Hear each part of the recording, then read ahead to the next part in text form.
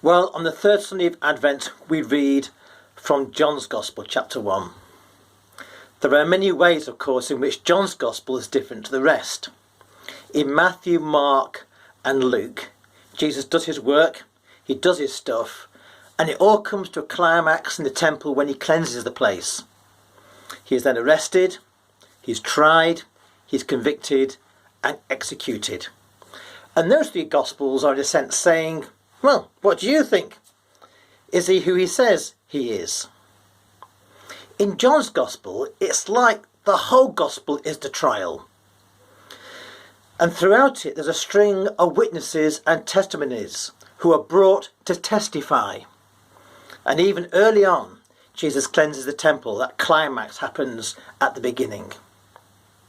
So here, in chapter 1, verse 7, John is brought to the stand, as it were, as the first witness, and he testifies to the light. He is clear, he is not the light, but he points to the light. The fascinating thing about light is you can't see it. Do you realise that? You can't see light. You can only see what light falls on. The purpose of light is to illuminate things and people.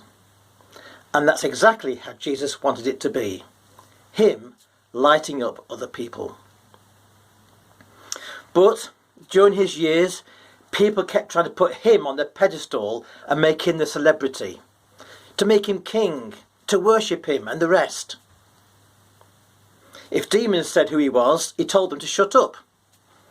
If he did a miracle, he said, don't tell anybody.